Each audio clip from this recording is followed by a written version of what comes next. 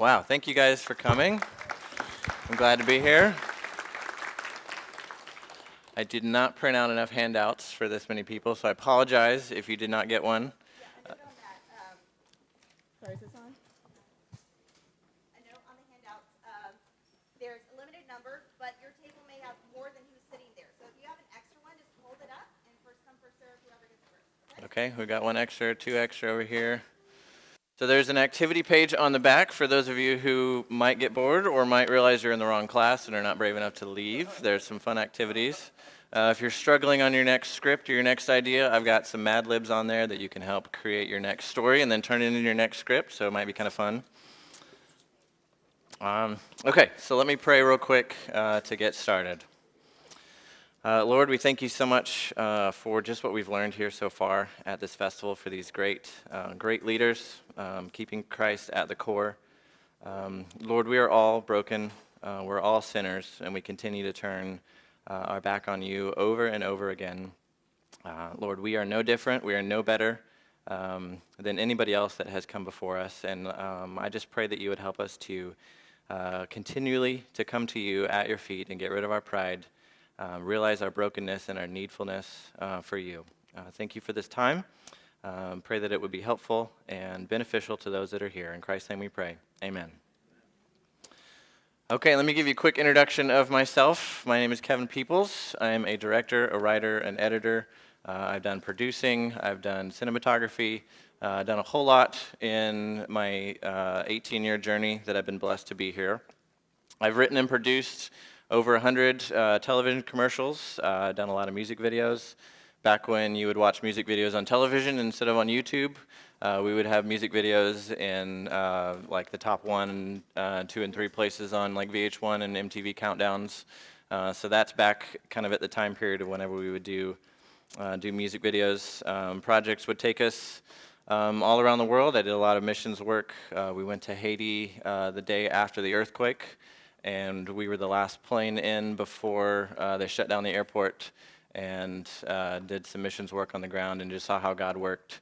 And there was one village that did not have access to clean water ever, and because of the earthquake, the mountain split and they had fresh water that came down, and we came there and there were 400 or 500 people just out in the river, naked, cleaning, dancing, playing, having fun. All the kids were just out there, and it was just the most beautiful thing to see, this happiness that you'd never seen in that country. So traveled a lot, did a lot of fun missions work through video.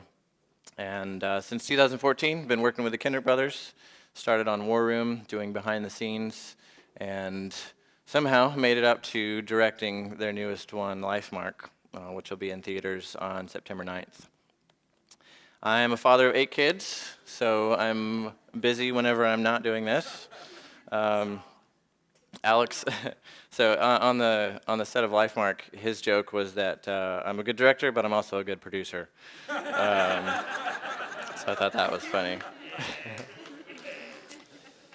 During the pandemic, my kids and I created the elementary film school.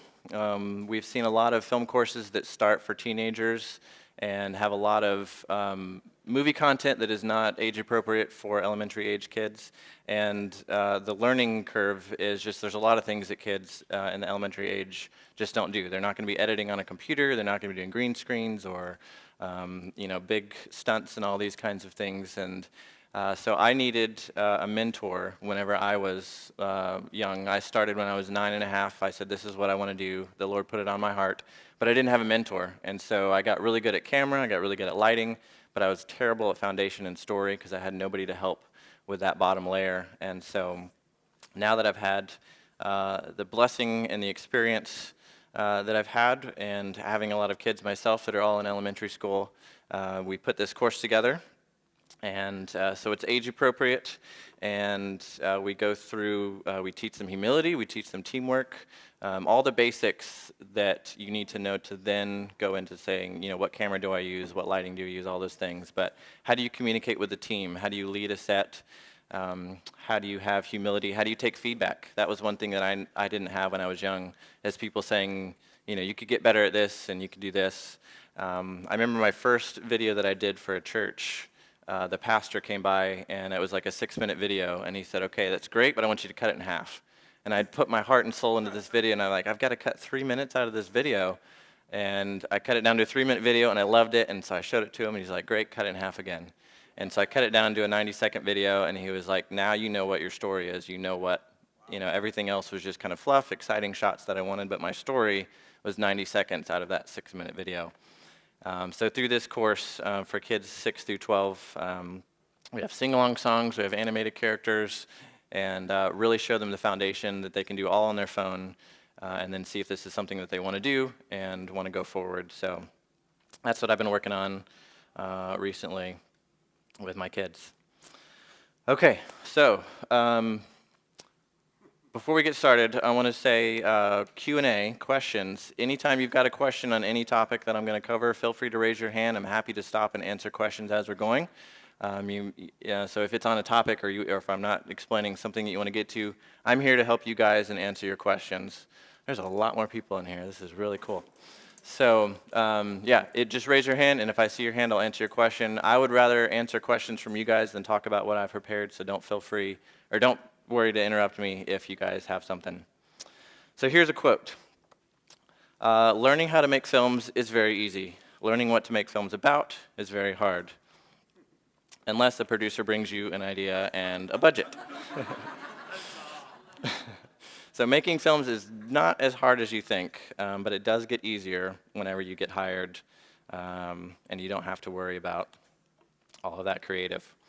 So I want to see a show of hands. Raise your hand if, as a little kid or at some point, you grew up and said, I want to be a movie director or I want to make movies. Okay. Raise your hand if you've ever directed a film or you call yourself a movie director now. Awesome. Raise your hand if you've ever been paid to make a movie and gotten a paycheck from directing. Awesome. Not as many hands. Okay. So I want some participation here. Let me know when you think of a movie director, what director comes to mind? Or just shout it out. James Cameron. Spielberg, Spike Lee, Christopher Nolan. Okay. F. Gary Gray, Ridley Scott. Harvey. Okay. So Nolan, Lucas, Alex Kendrick, Peter Jackson, Kevin Peeples. I don't know who that is. So far, all these people that you guys have listed are mainly independent directors. These are people who craft their story, they have final cut over their movies. That's usually who comes to mind when you think of movie directors, as people who are kind of in charge of the whole process. Can anybody name the director of Rogue One, the Star Wars movie Rogue One? Okay, so we're definitely in the crowd that knows some of these. Top Gun Maverick. There you go. Biggest movie in the box office right now. Wonder Woman. Patty Jenkins. Avengers Endgame. There you go. Jurassic World. There you go. So these guys are studio directors. So these are directors that get hired by a producer. You've got Kevin Feige from Marvel. You've got these producers that come in and bring in directors. I'm sure some of you guys are familiar with the directors of Solo and the story about that. Phil Lord and Chris Miller, who were replaced by Ron Howard. Ron Howard came in and finished the movie. There were creative differences. So that's something that can happen as a studio director. And so that's one of the things I want to talk about today is kind of the difference between studio directing and independent directing. As a kid, when you grow up and say, hey, I want to be a movie director, you don't normally think of, I want to tell other people's stories and I want to make movies for other people. You think about, I want to be Indiana Jones, or I want to create this story and I want to do it. You think of like, I want to tell the whole story. But my path ended up being where people would come, I'm working on a script and I want to make my film, and someone says, hey, here's $500,000, do you want to make a movie? And you're like, sure, yes, I'll do it. And then, they say, here's the story, here's the deadline, here's what you got to do. You've got parameters to work in, which sometimes those limitations, you can have more creativity because you're not wondering, what do I do? Where does my backdoor story come from? You just say, okay, here's our target, here's our audience. It's already funded. I don't have to worry about it. I know, I can't do these big, expensive action pieces, because it's not going to fit. So you have this range, and then you go for it. So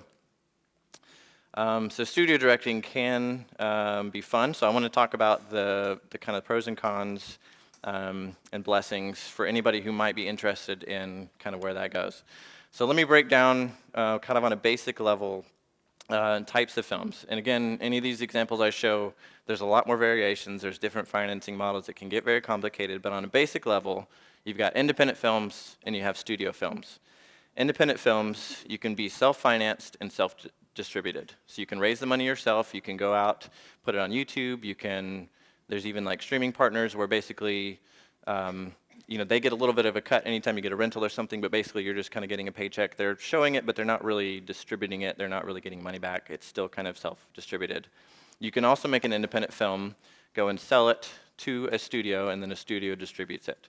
Like the first Terminator film was an independent film. The budget was raised, and then they took it to a studio, and then go from there. Sometimes studios will pick up the film and they'll say, hey, we like it, but we want to recolor correct it. We want to get a new composer. We might want to re-edit it. And that's where you say, what control do I want to have over my independent film?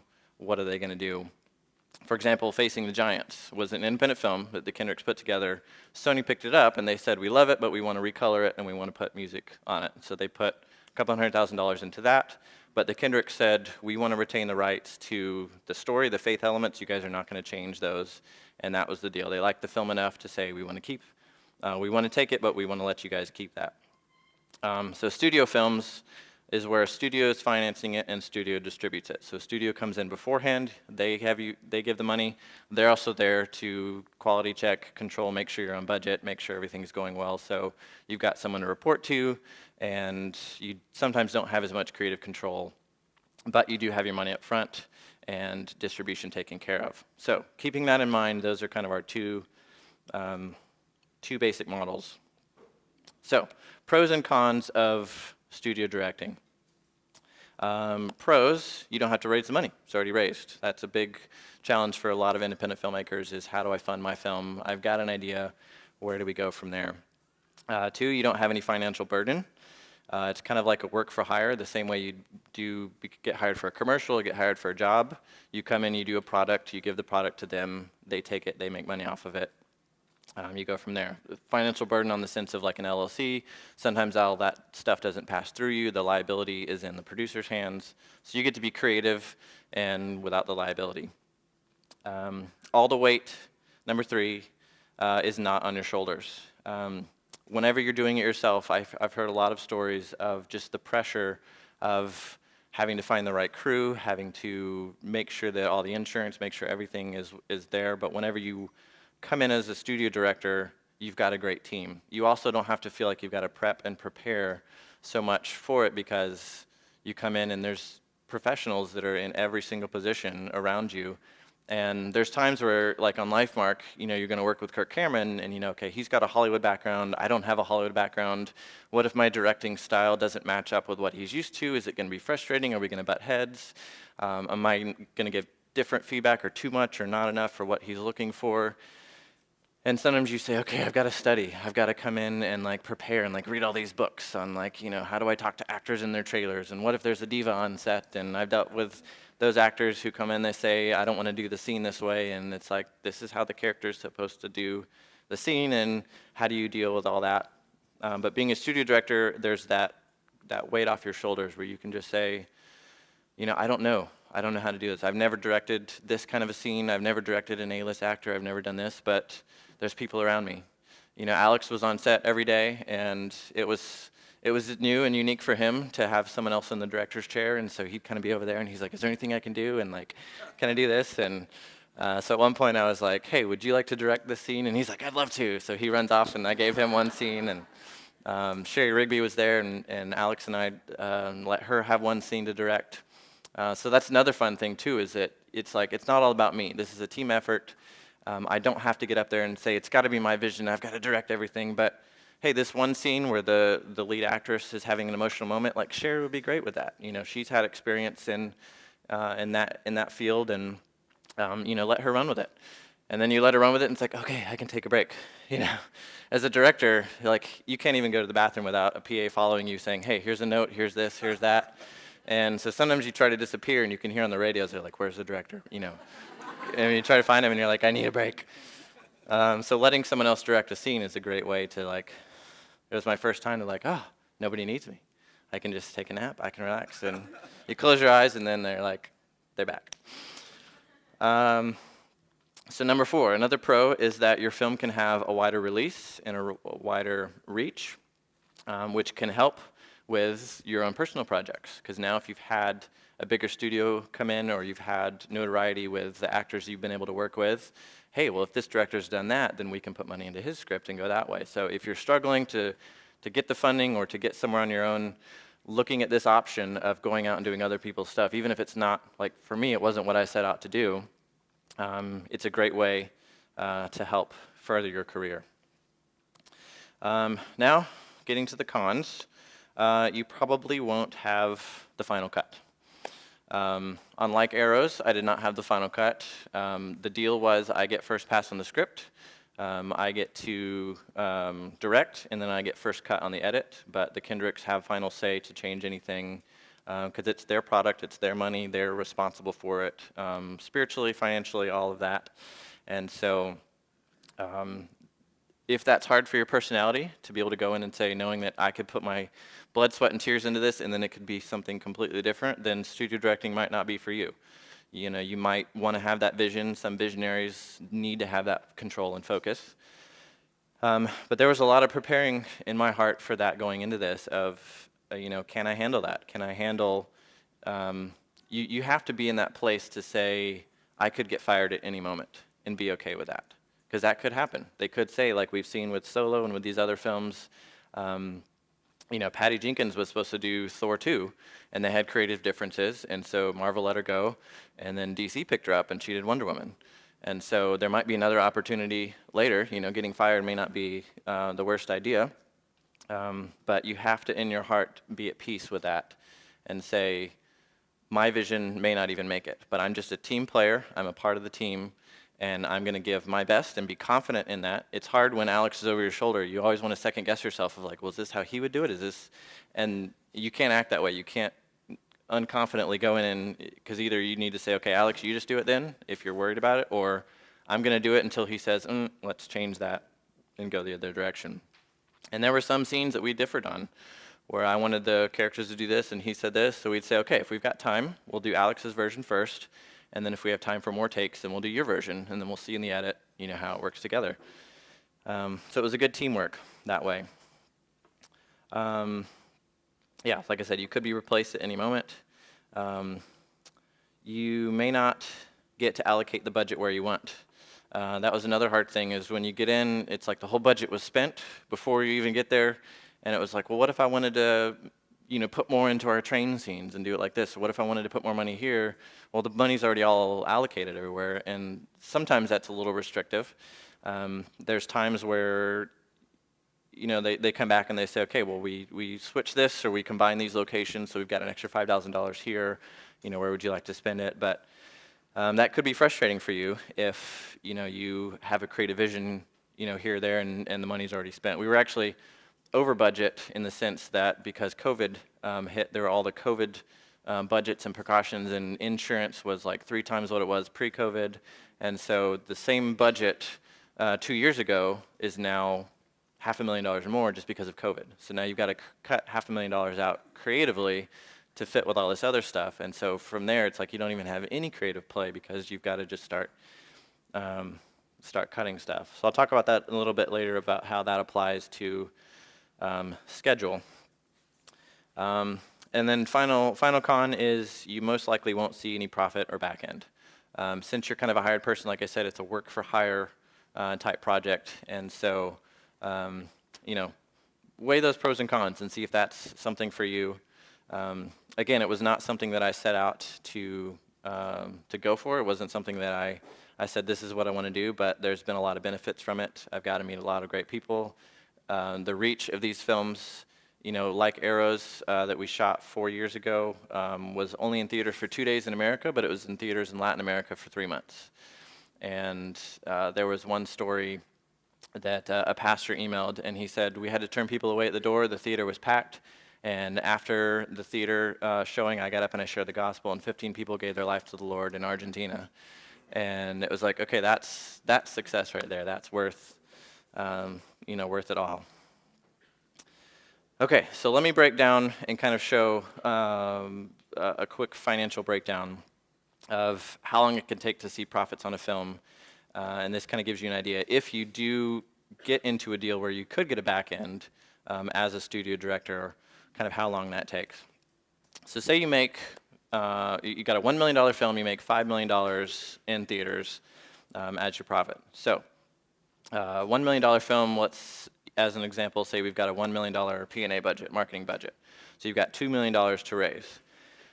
So your studio, in this situation, is generally going to have about 20%. So they're going to take $1.2 million. So that's taking their P&A budget back that they put in for marketing, plus their 20%. And then theaters get 50% of your gross revenue. So $2.5 million goes to theaters right away. You've got your marketing budget paid back.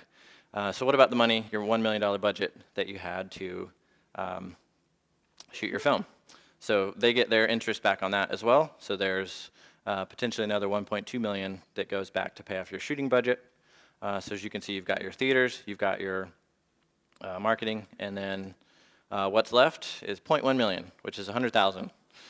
So then that gets split 50-50 by investors and producers. So the investors get $50,000 to split between themselves, wherever that came from, and then you've got $50,000 left. So as you can see, you finally make it to $5 million in theaters, and you still don't have any profit. If any of those distribution or interests are higher, sometimes it's 25%, then at this point you have no profits left. And then, okay, so now we go into VOD, we go into streaming, and that then gets applied to the rest of the profits and goes on from there. So as you can see, you can kind of do the math and multiply it on if you've got a $3 million budget, $4 million budget, how you go from there. But this is what I've seen from my experience on how much you have to make on a $1 million film to be able to even see profits and even kind of worry about, should I even try to get on the back end and have those conversations. You've seen films like Iron Man and other things where they might take a pay cut up front and then they get a big pay-in on the back. So you've got talent shares and other shares that get pulled out before you even get an opportunity to get a payout. Battles between executives and directors are nearly always a struggle between commerce and art. I think that's one of the biggest things I've learned the more that I've dealt with studios and the more that I've been a studio director is they're all about the business. Studios just want to make money on it. The art side of it is not nearly as important, but it's the art is really kind of what audience it reaches. Who's going to come, and that's really that struggle. Having the final cut used to be commonplace for filmmakers in Hollywood, but that's hardly the case nowadays, especially when it comes to a studio film. So unless you truly make an independent film and find a distributor who releases your film as is, don't expect to have the final cut as a studio director. We are in a different pool. We're in Hollywood. It's a little bit smaller. It's not as cutthroat out here. There's some small distributing platforms and streaming platforms that are hungry for content.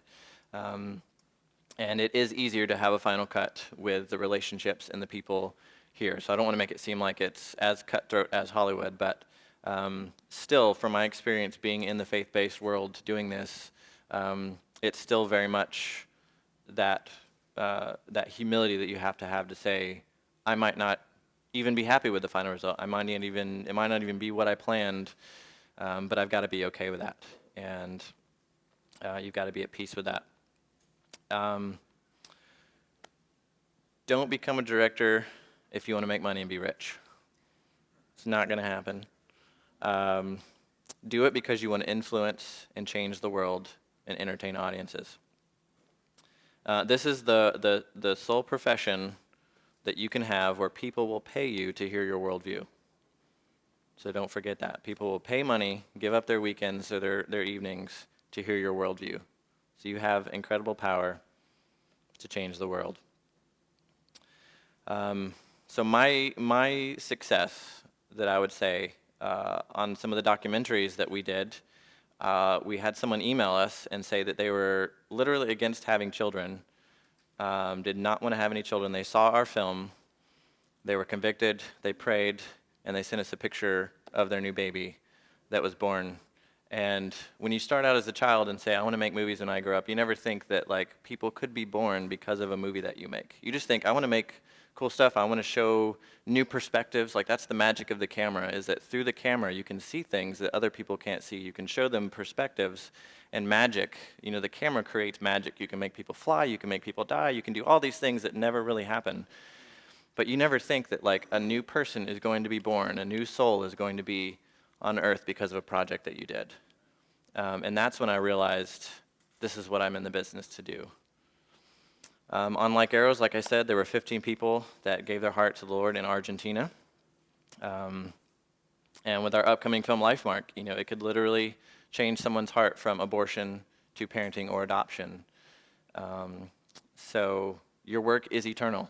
This is eternal work, and it's not going to be a moneymaker, but true success will last for eternity. Everything else is vanity. Everything else is going to fade away. Okay, so while we're kind of talking about money and on the financial side, here's my list from my experience of the best ways to make your film look as high budget as possible. So my first studio film was $500,000. My recent one was a $4 million budget. And my personal thing is that I want to make my films look 4 times their budget. Whether it's a commercial and I've got $1,000, or it's a wedding, or whatever it is that I've done, I say I want to make this look 4 times my budget, and that's my goal. And that's how I go in to creative decisions. So here's my list. When I watch a trailer, the first thing that jumps out to me that says this thing is low budget is the lighting. Having a good lighting team is where I'm going to put my money first, because with great lighting, you can make any camera look good. There's all these fights over what sensor do I get, what camera do I get, all these kinds of things.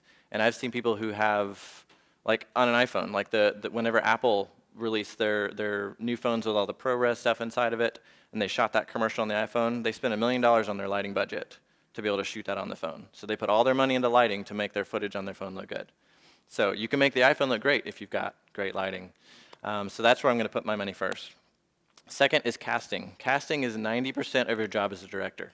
Spend your time in casting. Spend your time finding the right talent, getting people around you. Don't let it just be up to you. Get a good team. On Lifemark, we had 6 or 7 of us, I think, that were all making those decisions together. Basically people that are in the trailers and on the posters, Alex and Steven and Kirk had the final say on those. I would give my input as a studio director, but they made the final call. Day players, people who didn't have lines or people who came in for a day, they would give their opinions, but then they would let me choose those. And so there was that pressure as well of like, oh, this decision's up to me, so if these people aren't good, you know, that reflects on me because it's like kind of solely my decision. But we've got some actors in here from Lifemark, and we had some fun with them in casting. Pulled some jokes and pulled some pranks on them in casting. It was fun. Next is a good cinematographer, and some of these are not like they really play together. Like lighting and cinematography go well together. The DP had a say in who he wanted to bring in as the gaffer, and the cinematographer really knew how to work with the lighting. And so we had Bob Scott, who's done a lot of the Kendrick films. To do that kind of lighting, it is a little bit slower. There are some DPs that shoot faster, that don't light as much, that have a smaller lighting kit. So do you have a script that you need to shoot fast? Do you have the type of scenarios and settings that you don't need as much lighting as like a domestic film where you're in houses or you're on set? And so we knew going into that, okay, we've got to build our schedule around a little bit slower production because we're going to light it in a way that is going to give us that better budget look at the end. And then it goes into camera choice and lens selection for me. I kind of went back and forth on, is lens better than camera? And in some arguments, I would say that lens selection is more important because you could have really bad glass on a really good camera and the image is bad. So in Lifemark, the first part of the film is 19 years before so we go back and forth between like 19 years and present time. And so for the past scenes, we had a whole different lens set than we did for the present day stuff. And the lens selection that we had were old glass that was modernly housed so it could work with all the focus gear and all those kinds of things. But each lens was kind of unique in its characteristics. So one of them might have been a little bit warmer, like the 28 might have been a little bit warmer than the 50 millimeter. They weren't all perfectly clean glass like you have in the modern sets. And so we were prepared for that with, in color correction, you might not be able to have the same look and just apply it to everything because these shots might be a little bit warmer and playing with that. But it gave us, the glass was from, I think, the late 70s. And so it gave us kind of a slightly hazier look. There's no filters in the film whenever you guys get the opportunity to see it. There's a few shots that kind of have that halo a little bit, but it's not from like a filter in front of the lens on the matte box. It's just that glass on that particular lens. And so that was important for us for our story and getting the right lenses to really capture that look. And then having a good colorist to color all of that and carry that work over, because you could have a bad colorist that doesn't match. There's color grading and there's color correction. Color grading is kind of more your style. You think of like Matrix or those types of things where you have a distinct look that may not be natural, but it fits that story that you're telling. But color correction is, okay, if we shot this side of the conversation and an hour later we shot this one and it's a little bit warmer outside, you now have to match them so this one shot's not more pink and this one's not more green. And so having a good colorist that doesn't make those, or that can make those decisions to take your vision that you've done with your lighting and your color and your lenses and keeping it is very, very important. The next thing that I've noticed in low-budget films is having a poor sound mixer. Excuse me. And those are the people who, that's not on set sound, that's your post sound. That's things like somebody walks across a room and you can't see their feet, but they're walking, and so let's add the footstep sounds in, and they don't mix it well, and so you have a scene and you just hear, kind of through the scene, and it distracts you from what's going on. And I've seen that in films that have been in theaters, faith-based films, and to me, it just takes me out of the movie. It's like, you don't have to hear everything that you see. There's some designers that are trained in college that we need to add sound in and we need to have this great thing, but sometimes in that moment, like you've seen some scenes where it's raining, like in Castaway. If you've seen Castaway, at the end of the film, they had this whole conversation in the rain, and in the wide shot, you can hear the rain. But once they get into close-ups, you don't hear the rain anymore. So go back and watch it and listen. In those kind of moments where you have emotional moments, the sound gets pulled out because you don't need that distraction anymore. You're just all about the tears and the emotion. And so having a sound mixer that says, we don't need footsteps in the scene. We don't need the door closing in the scene. Sometimes you need it, sometimes you don't. But get a good sound mixer and put money there. Then poster design and trailer design. Those are kind of like, you hear, don't judge a book by its cover. That's the cover that people are going to see when they see your film. And if you only have still photography from your film and you don't have high quality pictures, it can drop the quality of your film. And so having a good on-set photographer, on all the films I've worked on, we've had an on-set photographer that takes behind-the-scenes pictures as well as a gallery shoot. So one day we have like a backdrop set up, usually a white or a gray, so that we can cut them out. So you've seen the Lifemark poster out here. All those are from the gallery shoot, where when they're not shooting, they'll get through hair and makeup, so they'll be scheduled for a day. They don't have any lines, anything like that, but they come through, and then they take poses and pictures with different people in the film. And just having that for a day, even if you can't afford an on-set photographer, just getting a gallery shoot, getting a photographer for a day or two, and doing that will greatly increase that book cover that people see your film and get out there. Yes, question? Do you also run those same actors through wardrobe so that you can get different points in the story? Yep. They're scheduled on the shoot day, like hair and makeup. All of that is scheduled. So, depending on the look, we would go through probably 3 outfit changes for them. Some characters that were, smaller characters that are in like 25% of the movie, they may have one outfit that's kind of their key outfit. So, we just need one. We don't need multiple. Having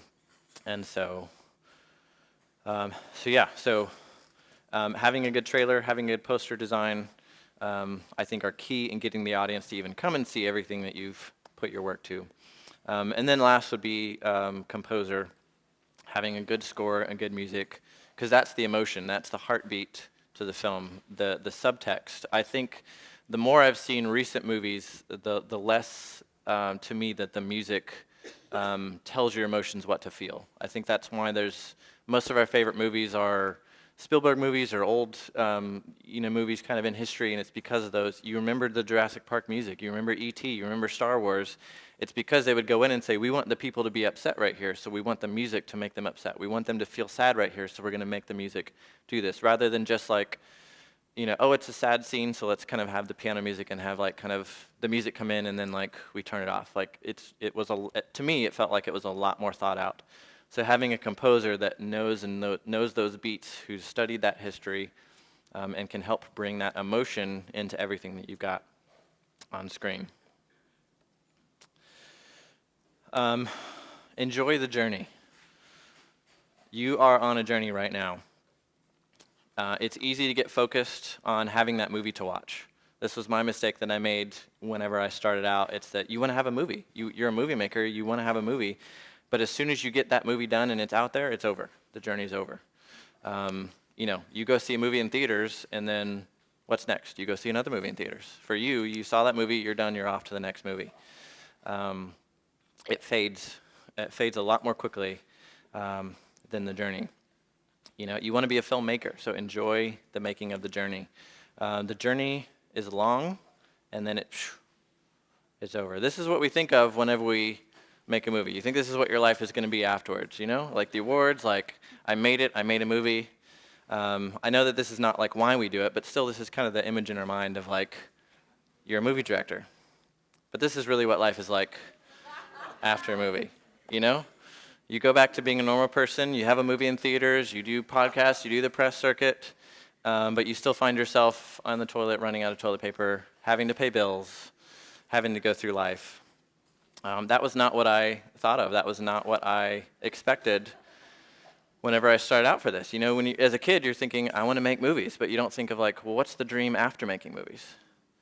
For some people, for some roles on sets, you go from set to set to set, all day long. But as a director, you don't move that quickly because you're involved in post-production and your projects,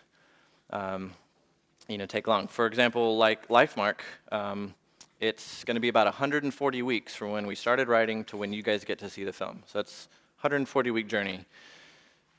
And I had to learn, enjoy the journey that I'm on. Video blog. Record yourself. Record what you're doing in the moment, how you're feeling in the moment, things that you could learn and take away. I wish I could go back to Like Arrows and say, how did I feel about that day when that actor didn't want to do what I asked him to do? How did I feel about that day that everything came together and you turn around and there's neighbors watching and they're just melting by the scene you're watching and everyone's crying and you're like, how did that change me? How can I carry that experience into my next film? I don't have all of that, and I wish I did. I've rushed the journey to be here. That's me when I was 4 or 5 or 6. If I had a dream board or a checklist, I could say that I've officially checked off that I've made a movie. That dream that I had, this little kid, the dream that he had, is officially checked off.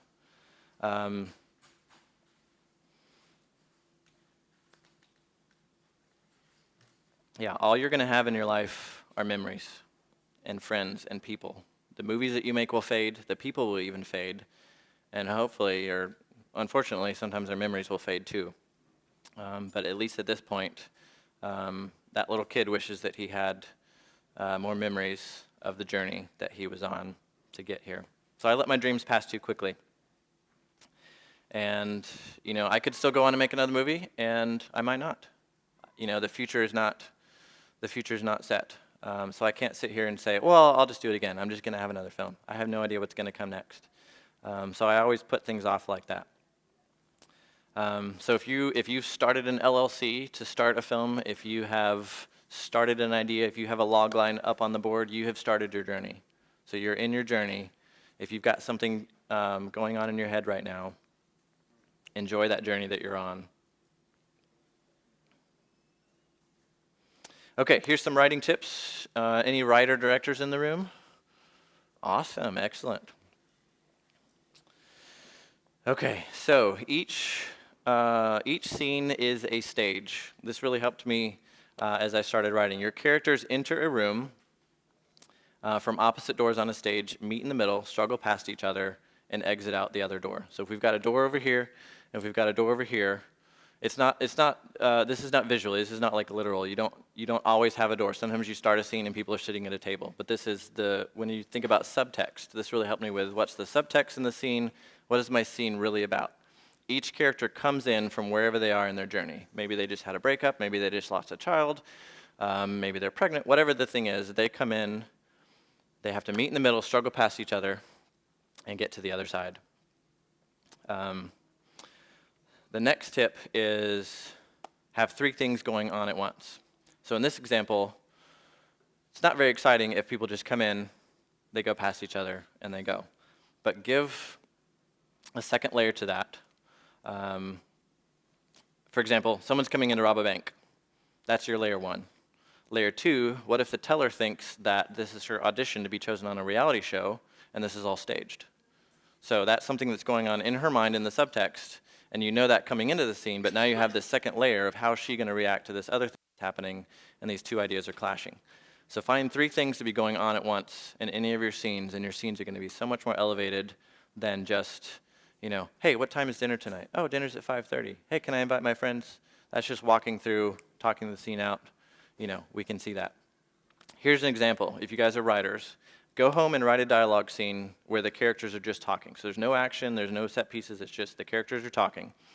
Have all of the dialogue in your scene have nothing to do with what's going on in the characters. Everyone in the conversation needs to be suspicious of somebody else, and at the end of the scene, they've all confirmed their suspicions about the other person.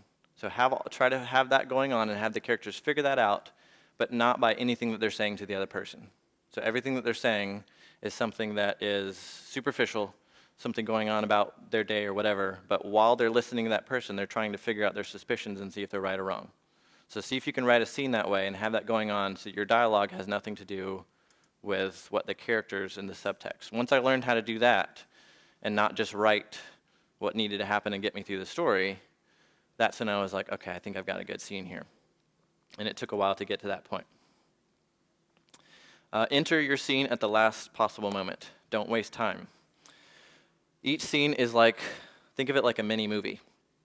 It's hard whenever you have a fast deadline to write quickly, to always do all this, but the movies that are in your heart that you go back to as your favorite films, you can find all the beats of a movie in every scene. There's going to be some catalyst, some inciting incident that takes that hero on a different journey, and there's climax and there's loss. All of that could be within 5 seconds, but all of that happens for them to resolve and go into the next scene. And a scene is not always like a scene header. Sometimes a scene is 5 or 6 scene headers, and you go from different locations, but that scene, is that one moment. And so it could happen across multiple locations, but you still have all those beats kind of for that one scene. I would say, for memory serves, there was probably 45 or 50 scenes in Lifemark, but there were 135 scene headings. So that could be scenes that are cutting back and forth. We know like a phone call, you might have 4 or 5 edits that there, and so that's on your shooting list. You're going to have 10 scenes, but it's really 1 scene or 2 scenes. So scene headings don't always apply to your actual scenes. The bad guy is the hero of his or her story. I always struggled when I started out of writing good bad guys, good conflict with your good guys. So one way to take it is write a movie for your bad guy. The bad guy is going to be the hero in their movie. If the bad guy is in their movie, they're going to change. If the bad guy is in the hero's movie, they're not going to change. So that's how you know if you truly have a good bad guy is they don't have transformation. Your hero has transformation, but the antagonist does not have any transformation. They're still the same person at the end. So if you guys have seen Megamind or Despicable Me, those are stories about the bad guys. If they were in The Incredibles, they would be the bad guy and they wouldn't change. But because they're the hero in their film, they have to have transformation, so they change and they don't want to be the bad guy at the end of the film. Spoiler alert. So that's how you can help figure out what your bad guy, because the bad guy doesn't think he's a bad guy. He thinks he's got his moral reasonings for the reason that he's doing things. So in his story, he's going to have all the right decisions. So put that into your film. Speak it, don't write it. I've been so fortunate to have people come up on Like Arrows and just say how relatable the writing was and how the scenes just connected with their parenting journeys and the journeys that they were in. And the trick that we did for that was, instead of writing down our entire script, find a writing partner. And what we would do is we would say, okay, if it's a male and a female talking, I'll take the male role, you take the female role, and let's talk it out. Here, there might be a line that you're like, we have to get to this line, so I want you to say this line, or here's some parameters. But you make that character you, I'll make this character me. That way all the people in your movie don't sound like you, don't act like you. And then we'd record it. We'd talk out the scene, we'd record it, and then I would transcribe that, put that in, and say, okay, maybe this is a page too long, so what can we cut out, what can we fluff? But that dialogue was so much more natural than me sitting there and trying to write as fast as I could think. And so a lot of the scenes in Lifemark and in Like Arrows are both spoken, and then we transcribe them and cut them down. So most of the feedback that I've seen are from those scenes that we've done and practiced that on. Like Arrows, I had to write it in 5 weeks. Lifemark, I had to write it in 6 weeks. So as a studio director, sometimes you don't have all the time in the world, and you just got to spit it out. You've got to be on it. And, to my surprise, we actually won Best Screenplay at the ICFF in 2018. We were hoping for Best Picture, but writing a film in 6 weeks, you're like, we're not going to win. There was a $14 million film in our category about Elvis, and it had like Ashley Judd and Ray Liotta in it. And we're like, this little film that we wrote in like 6 weeks, there's no way we're going to win against these, and then we did. And it just shows that like we were trusting the Lord in our experiences. There were things that, as parents, we still hadn't learned yet. And it's like, okay, we're making a parenting film to teach people about parenting, but we haven't learned this yet, so we're not even the authority on this. So let's just write our mistakes and write our fights. And so like, here's a fight we had, so let's put it in the movie and like, just hope it helps people. And, trusting the Lord in that, and, dying to yourself in the process. And then, you get just this incredible feedback. Getting hired, I've seen how easy it is to not get hired on a job because of one thing that you've done. So my 3 tips on getting hired is be willing to serve anybody at any time.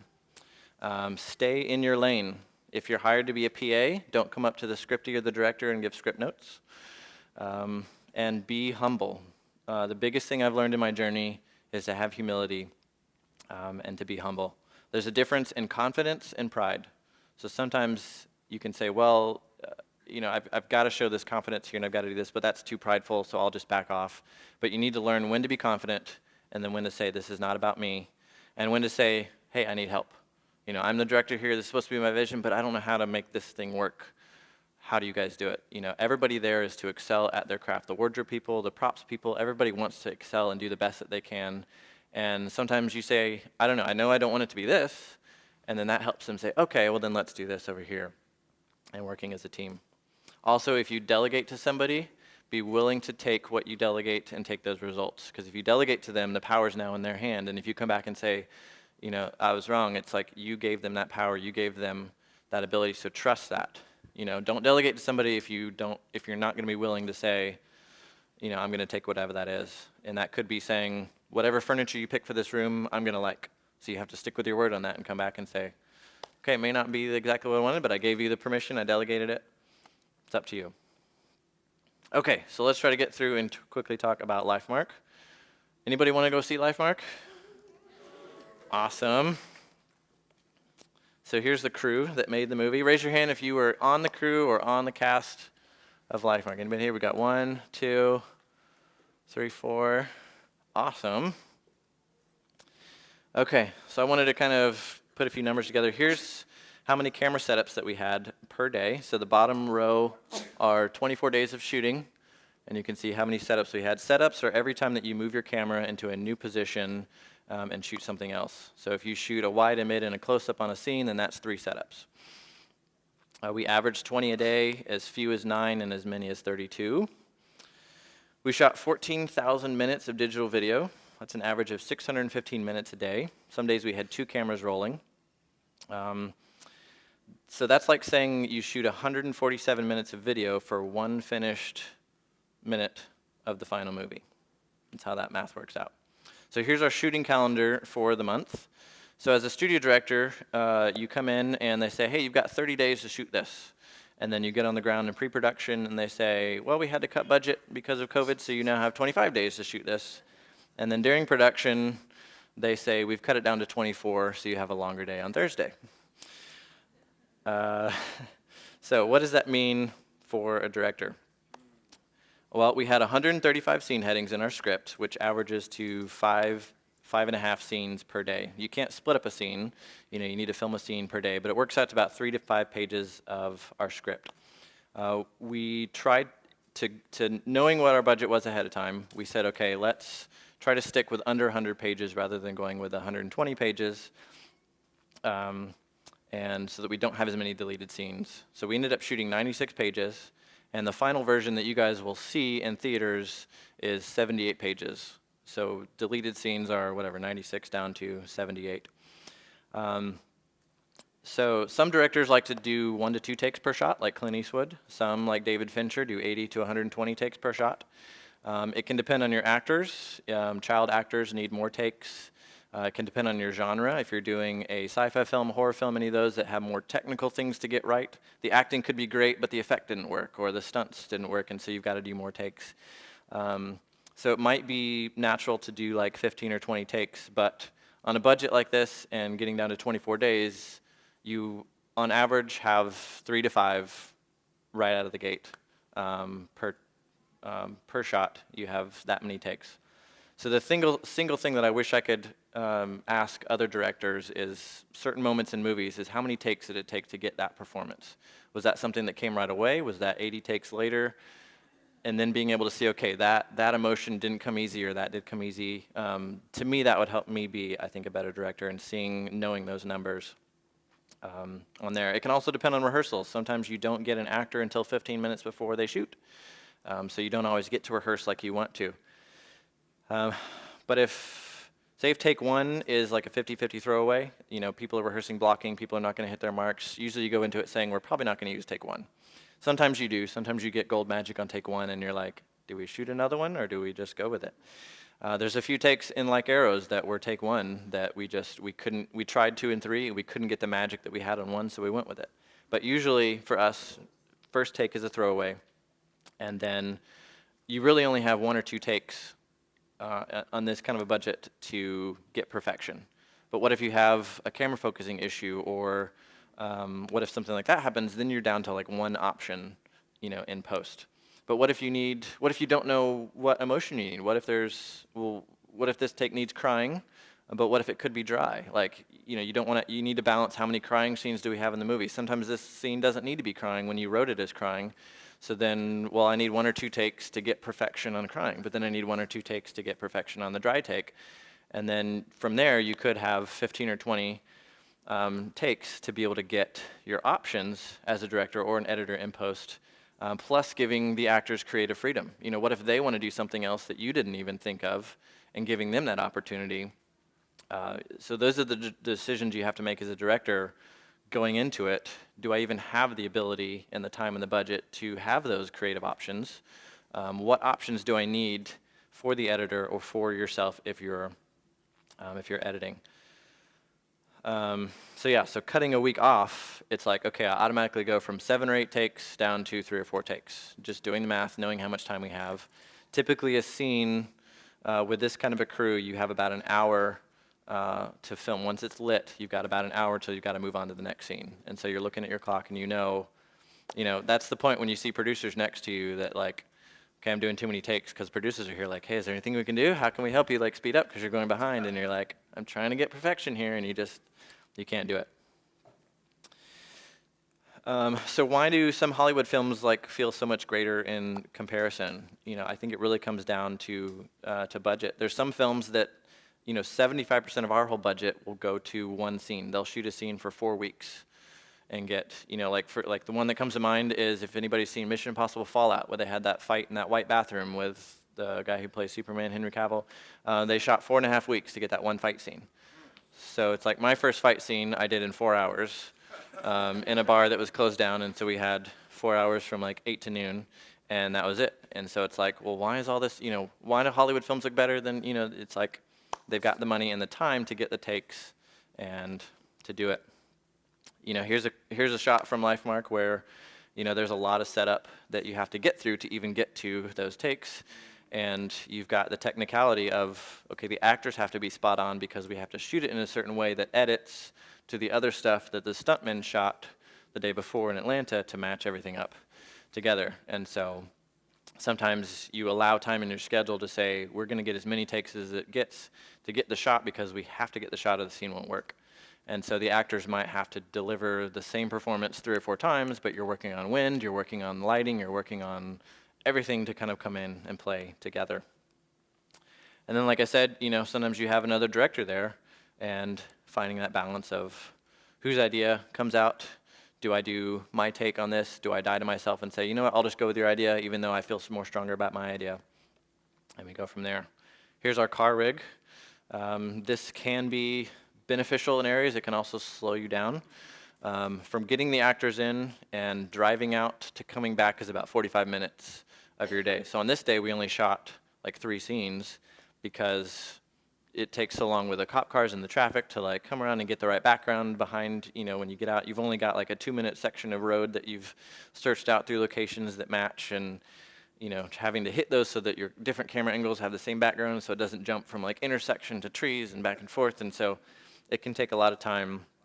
And so it's those payoffs of what quality and control do we want versus just jumping in the back seat and having a camera behind the actor and going from there. Here's what a page of my script will look like. As a studio director, you don't always have the luxury of having storyboards and planning everything out. On like our skydiving scene, I did do some storyboards and found some examples from past movies and cut something together so the stunt team could actually see, here's the shots we need to get, so what rig do we use? But when I don't have that ability, this is what I'll do to my script. And so I'll go through and I'll mark out, here's where the edits that I see in my mind, because I'm an editor. And you don't have to do this as a director. Some directors are more about actors and performance and could care less about where it's going to edit through. So this is not like a must. But for me, who likes to shoot and likes the cinematic side of directing, I'll break this down. So at least they can say, okay, we know you want to have 7 setups here. And so I'll send this to the producers so they'll know, okay, we need to block 1.5 hours for this scene. And then this scene over here only has 2 setups. And so usually at the end of the day, they say, how many setups do you think you have for tomorrow? So they can plan out and give me the amount of time so they're not sitting over my shoulder the whole time pushing me when this one only needs 2 and this one needs 10, if that makes sense. So this is how I break down a scene, and I send this to the producers and then to the DP, and then they look at it, and then we go back and forth. And sometimes the DP will have an idea and say, well, what if we do this? And, you know, we do it as a team effort. Okay, I have to tell you about this app.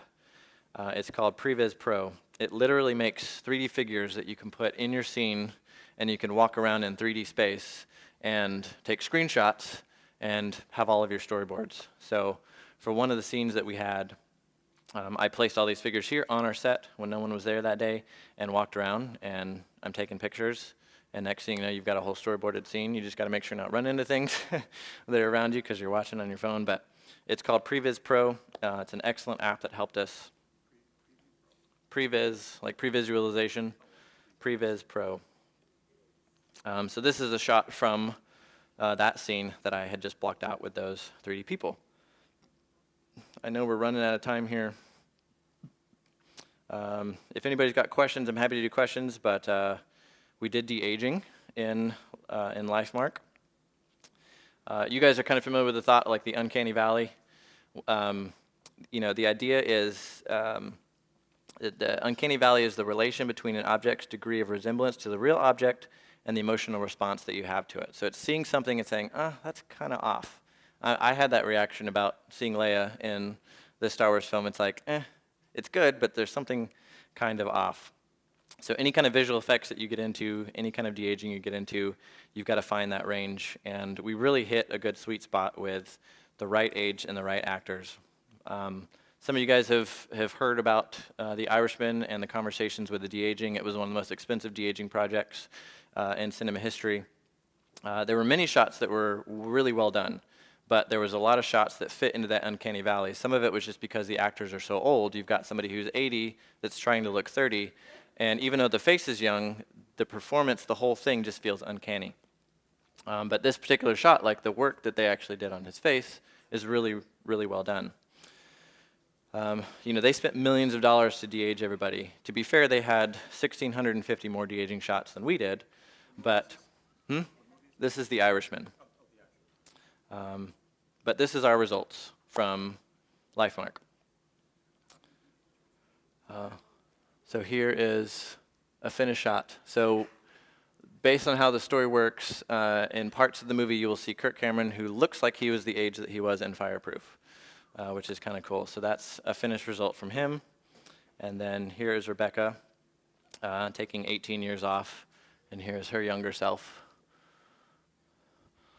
So I'm excited for you guys to see the final results. But we had 100 de-aging shots, and the way we did it, the technology we did it, wasn't even available a year ago when we shot the film. There were some things that we tried that just wouldn't work. And so we were like, how are we going to do this? The hair and makeup did all the things that we couldn't do in the computer, like eyelashes and hairstyles and all those things are stuff that you can't do, but the skin and the face is what we did in the computer, all done on my phone, which is kind of cool.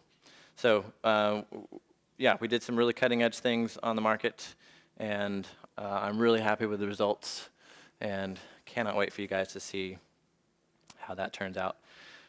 So kind of like we said, in that uncanny valley, we knew, we didn't test it, but we wanted to make sure that we didn't, or we just made the decision right away, like anybody 20 or younger, we're not going to de-age somebody older down to that. So we would cast differently. So people that were teenagers just automatically switch to older actors. But that sweet spot of like people in their 50s going down to their 30s is really great use of the technology. I don't think that we're at the point yet that you can really do people in their 80s down to their 30s well, but soon we will be. So the last thing I'll talk about is the rewatch factor. This is something that I learned along the way. What films come to mind when, or let me say this, there's some films that you'll go see that you'll see once, but you'll never really see again. It was a great movie, but I'm not going to go and rewatch that. But then there's some movies that come on, whether it's on TV or on a platform, it comes in front of you and you're like, no matter how many times you've seen it, you want to rewatch it. So what about that film makes you want to rewatch that film? You know all the spoilers, you know all the payoffs, but you still want to rewatch it. Those are the things I think that make a great film. So back on Overcomer, me and Steven snuck into one of the public screenings and wanted to watch the audience and see how their response was to the film. And some of their feedback is that the movie didn't really start until like 20 minutes in. Like the journey that they wanted to go on took so long to get there. And so Alex and Steven were like, okay, let's cut down Act 1 to get to the point that people want to rewatch. So if you watch Overcomer, if you sit and you want to go rewatch it again, you don't want to rewatch that first 20 minutes, whether it's sad or whether it's whatever.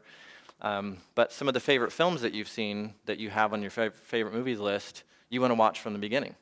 Like Star Wars, even though you've got the Act 1 before the journey starts, you still have to watch that. You don't want to just jump to whenever they leave Tatooine and go off.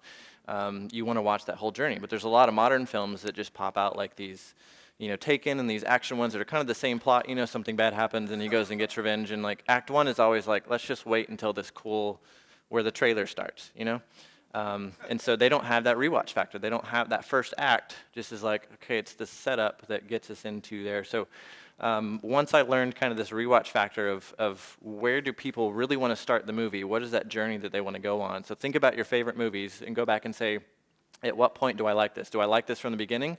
What have they done from the beginning to capture my attention and get me there? And that can really help you say, what scenes do I cut out? What do we not film? How do I create my script to make these movies that are like the movies that I love to rewatch and go back? So I know we're past our time. Any questions? I'm here all day if you have any more questions. No more questions? One question? Previs, P-R-E-V-I-S. It's short for pre-visualization. Yes? I do not. It took us 2 months. We had 4 people doing de-aging. I was the one in charge of the creative looks. So I would create what we call keyframes or ground truths that then, so there was AI work that was done and then machine learning. And so another team would feed all that in and the machine would learn on the frames that I would design and the looks that I would create and then say, okay, any material over here that matches his new material, we're going to swap out the old with the new and the computer would learn and do that. So there were 4 of us, but I do not, as a studio director, I don't know what that budget was allocated for that. You had a question?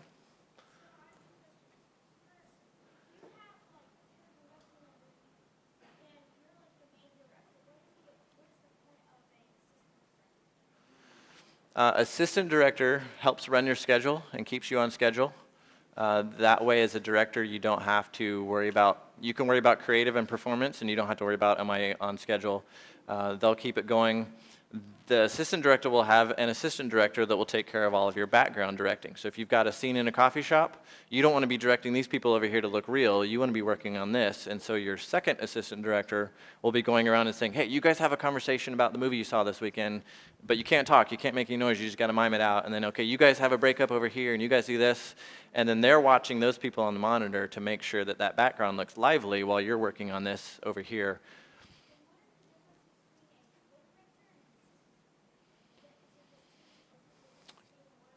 No, co-director would be like the Russo brothers or the Wachowski brothers or any of those that you actually have 2 people, like the Irwins, they're co-directors. So some of them will work more on technical shots and some will work more on emotional shots. Or if they know that they're going to be split up and you're going to be doing a ton of shooting, you might have co-directors so that one's doing one, one's doing the other. But the assistant director, actually the assistant director is the one who calls action most of the time. The director doesn't always call that. You think you get to, and then you get on set, and then the assistant director yells it, and you're like, that's what I wanted to do as a kid, but you still call cut at the end of it. So, yeah. Any other questions? Yes? For de-aging? Or for the Previs Pro, or for de-aging?